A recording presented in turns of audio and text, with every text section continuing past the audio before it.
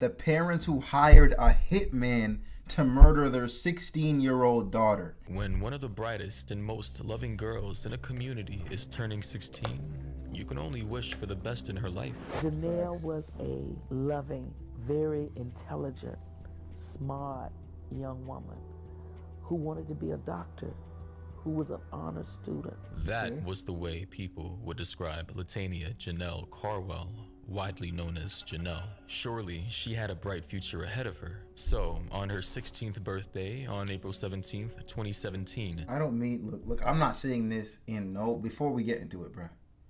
I'm not saying this in no disrespect, bruh. I feel like, I'm going to hell. I feel like though, with every time someone dies, right?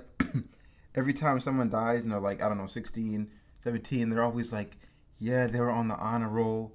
They had a bright future ahead of them. La-di-da-di-da. And it's like, did they? Like every single one of them? I'm not trying to be like, nah, bro. I feel like I hear that so much. It's just like, bro, like, okay. I'm sorry. Let's get back to the video. Which also happened to be Easter Sunday. She decided to have a cookout with her family and friends, not knowing that a few hours later, her fate was going to take her far from the life she had dreamt of.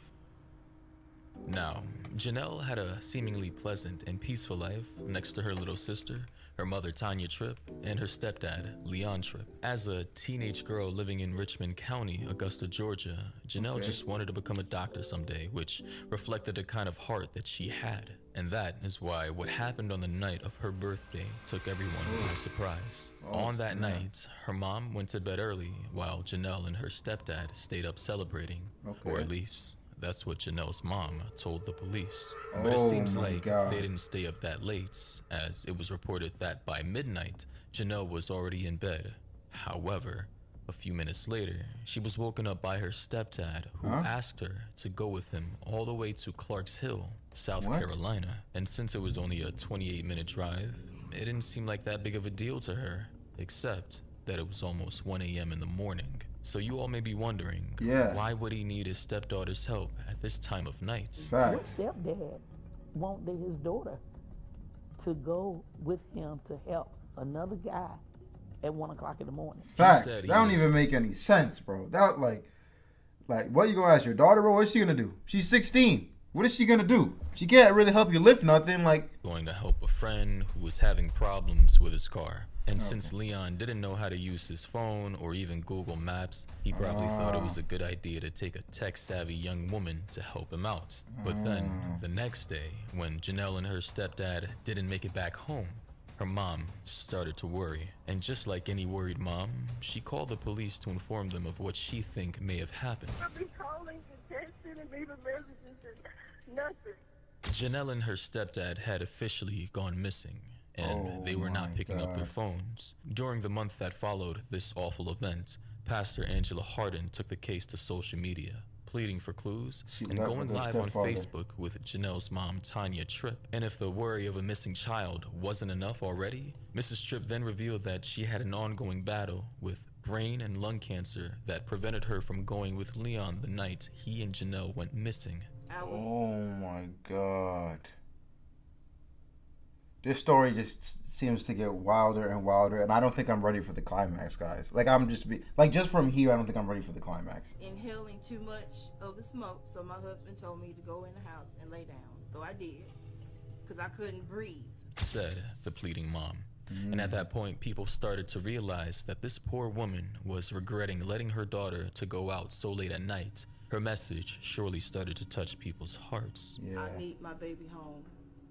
Like 15 days ago type home, because she has never been away from me this long. People started to worry and came together as a community to support this worried mother. After all, Janelle was so loved by the people in the community, and they were eager to do anything to get her back home safely. They started gathering donations to put together a reward for anyone who had information regarding her whereabouts. Meanwhile, the police also started working on the case, and very soon, they came across a promising clue.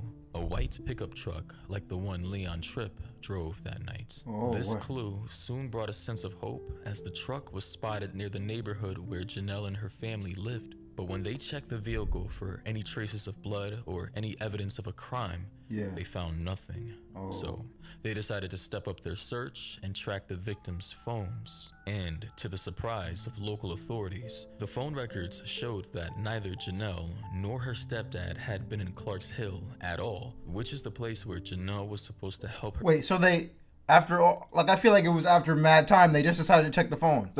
The phone checking wasn't the first thing they did? I'm so confused, bro. That should have been the first thing you did. You should have been checked for the phones, bro.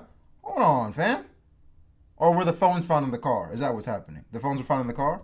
Her stepdad out to fix his friend's broken car. And what made this even more alarming is the fact that a now 16-year-old teenage girl who used to be so active online had gone silent on all her social media accounts. Oh, man. Clearly, at this point, something was very wrong. Did someone steal her phone? Had something else happened along the way? Did someone steal their car and drop them off somewhere else that prevented them from getting back home? There were so many questions up in the air and no clear answers to any of them. But all of that was about to change as soon as someone came forward to say that Leon, the stepfather of Janelle, had been spotted in a location What? but without the presence of his stepdaughter. And soon enough, it was confirmed that Leon had actually been spotted in Atlanta, Georgia. With friends and contacts all over Atlanta, it seemed reasonable for Leon to go there, except for the fact that he was making these trips while people were looking for him and Janelle. So, Bruh. it was time to track down Leon, but before doing that, the detectives involved in this case decided to dig a bit deeper into his past. It didn't take long for them to realize that in the past, Leon Tripp had been in prison due to assault charges that had something to do with cruelty to children. And on top What? of that, he had met Tanya while he was still behind bars. The two then fell in love and even got married while he was still in prison. And in fact, as soon as he got out of jail, he went to go live with Tanya and her family right away. It was definitely not the best place for a child like Janelle or her sister to be at. And now that law enforcement had this information in hand, Leon Tripp automatically Brody. became a wanted person. Brody. Bro. Nah. The mom gotta go too, obviously. Like, what is this mom? Like, what? What, bro? Mom dumb, bro. Like, worse than dumb. But I think she's in on it, though. And officers got a warrant for his arrest on kidnapping charges. Finally, the truth was slowly coming to light. But there was just one person who didn't seem okay with any of this, and that person was Tanya Tripp, Janelle's mother. She did show concern for her daughter, but when I asked her, hey, investigators believe that he's taken her, she was very defensive. Everyone was concerned about Tanya's reaction to the news. I mean, obviously, she didn't want to think the worst of her husband. But at the same time, she had to understand that he was the one linked to her daughter's disappearance. Facts. So, shouldn't she be a bit more concerned? Was she blinded by love? Was she in denial? Was she delusional? Or was she up to was it something something else? much worse? Yeah. However, soon after that, it didn't take too long for things to make sense and for the pieces of this puzzle to come together. As investigators followed through and connected the dots, they naturally came to find Leon Tripp at a U-Haul facility in DeKalb County. And sure What? enough, the man was not alone, because right beside his side, there was Tanya Tripp herself. We were extremely shocked when we found her and him actually together. And that's when we really got that sick feeling that, you know, this case is really not heading in a good direction. But according to This just took the turn of a lifetime.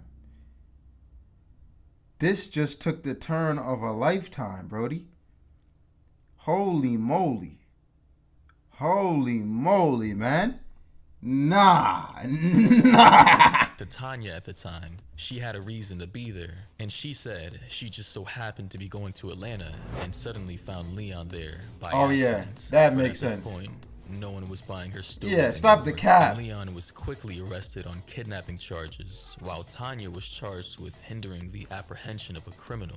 Still, the one question that remained that everybody was still wondering, where was Janelle? Yeah. Now, while the authorities kept The trying to editing find in this is answers great. to this question, other clues began to become clearer. For example, when Tanya told the police that Janelle and her stepdad had gone missing while going to Clarks Hill, South Carolina, what Tanya was actually doing was just sending the authorities in the wrong direction, buying more time for Leon to take Janelle wherever it was that he had taken her. Moreover, Wow. it was discovered that Tanya didn't have cancer at all. She had just made the whole thing up. This revelation obviously... Stop the cap!